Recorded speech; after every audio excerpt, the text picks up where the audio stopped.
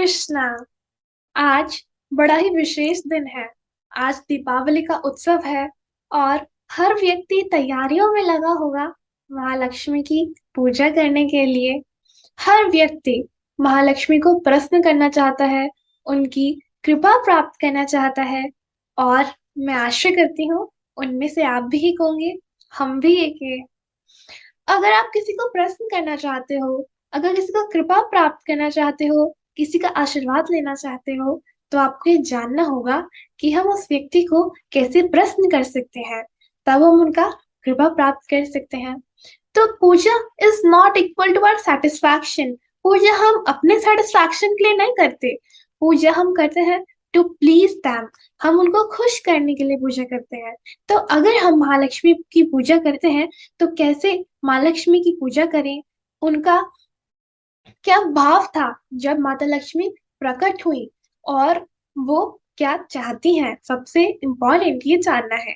तो आइए जानते हैं कि माता लक्ष्मी का प्रकाट्य कैसे हुआ और किस भाव से हुआ, वो क्या चाहती हैं। श्रीमद् भागवतम में वर्णन आता है माता लक्ष्मी के प्रकाट्य का कि ततस्य वेद साक्षात् श्रीरमा भगवत्परा रञ्जयति विशाकान्ता विद्युत्सुरदामनि जथा। श्रीमद् भागवतम में बताते हैं कि जिन अप्सरा इत्यादि इत्यादि के बाद माता महालक्ष्मी का प्रकाट्य हुआ, जो कि रमा है। और उनका प्रकाट्य क्यों हुआ?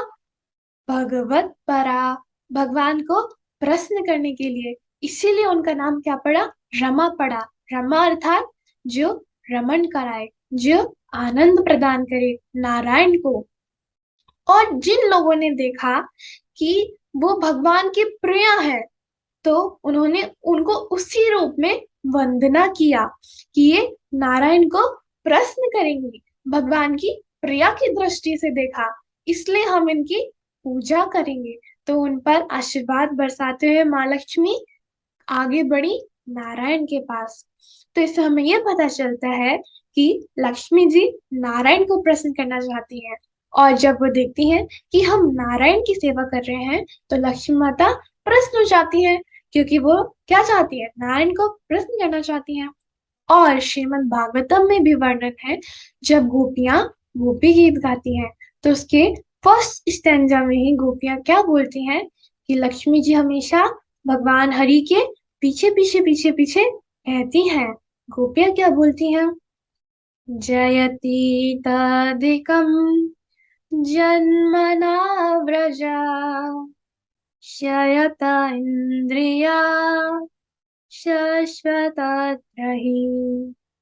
गोपियां बोलती हैं कि जो भगवान श्री हरि हैं, उन्होंने क्या, उन्होंने इस धरती पर अवतार लिया है।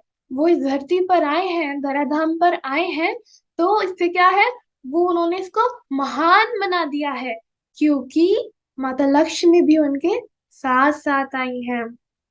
तो इसमें गोपियां क्या बताती हैं कि जहां जहां भगवान श्री हरि जाते हैं, वहां वहां माता महालक्ष्मी भी पीछे पीछे जाती हैं। और माता लक्ष्मी का निवास कहाँ है? श्री हरि के चरणों में है। और जो उनकी इसमें सहायता करता है, जो उनकी नारायण की सेवा करने में सहायता करता है, जो नारायण की सेवा करता है, माँ लक्ष्मी उससे प्रसन्न हो जाती है। तो हमें पता चलता है कि माँ लक्ष्मी किससे प्रसन्न होती है। अब हम उनका कृपा प्राप्त कर सकते हैं। पर अब देखिए, जब हम केवल और केवल माँ लक्ष्मी को चाहते हैं, पर नारायण को नहीं चाहते, तो उसका क्या गति होती है? अब आप देखिए, रावण किसको चाहता था? रावण चाहता था मैया सीता को, राम को नहीं। तो उसका क्या हुआ? मैया सीता उसे कभी प्राप्त नहीं हुई, बल्कि उल्टा क्या हुआ? मैया ने उसको उल्लू बनाया। कैसे?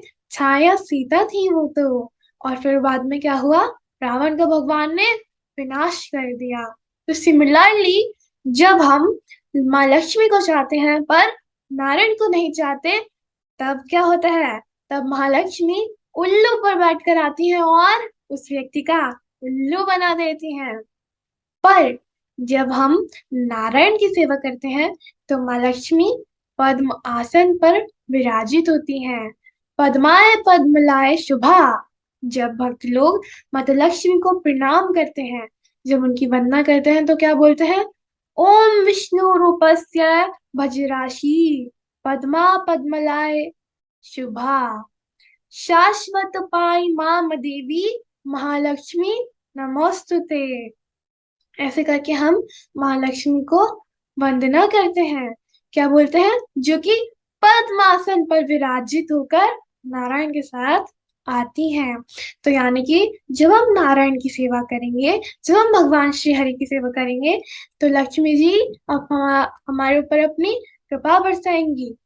तो हम आपको बताना चाहेंगे कि इस दिवाली जब आप पूजा करें तो लक्ष्मी जी की पूजा करिए, वो जगत माता है। पर याद रखिए कि उससे पहले उनके स्वामी की सेवा करना ना भूलिए, क्योंकि वो उसी से प्रसन्न होती हैं।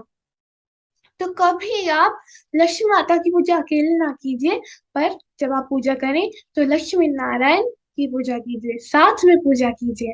और लक्ष्मी नारायण की पूजा करने का सही उपाय क्या है, हम उनकी पूजा कैसे कर सकते हैं? अब लक्ष्मी नारायण की पूजा तो शास्त्र में वर्णित है कि हमें पूजा कैसे करनी चाहिए। तो बताया गया है कि कली तो नाम मात्र पूज्यत भगवान हरि, कि कलयुग में केवल हरि नाम करने से हम पूजा कर सकते हैं भगवान हरि की। तो ये सबसे बेस्ट पूजा है क्या? नाम के माध्यम से। नाम के माध्यम से हम पूजा करते हैं कलयुग में। जो भी आप विधि विधान करते हैं उसको करें, उसको लक्ष्मी नारायण की पूजा में कीजिए। पर उससे पहले याद रखिए क्या? कि हरिनाम करना है, हरिनाम एव केवलम। कैसे करना है? हरे कृष्णा कृष्ण कृष्ण हरे हरे, हरे राम राम राम हरे हरे।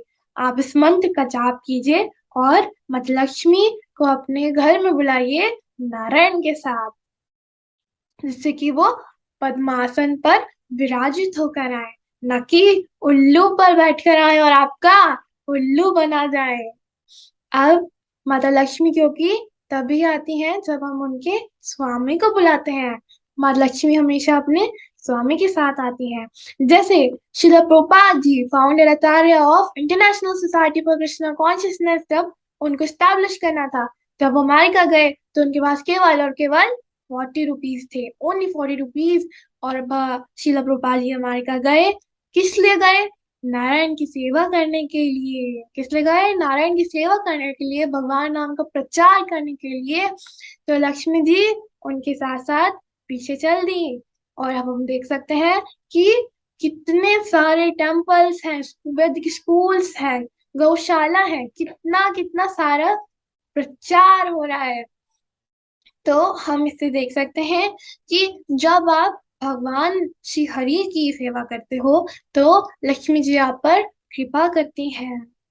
आई होप कि आपको अब समझ में आया होगा कि हमें लक्ष्मी नारायण दोनों की साथ में पूजा करनी है। और वो पूजा कैसे करनी है? हरि नाम के माध्यम से पूजा करनी है, और हरिनाम करना है और दूसरों को भी हरिनाम करवाना है। Thank you so much. I hope इस दिवाली आप सभी हरिनाम संकीर्तन से इस दिवाली को बनाएंगे। Hare Krishna Krishna Krishna Hare Hare, Hare Ram Ram Ram Hare Hare. Thank you so much for hearing. Hare Krishna.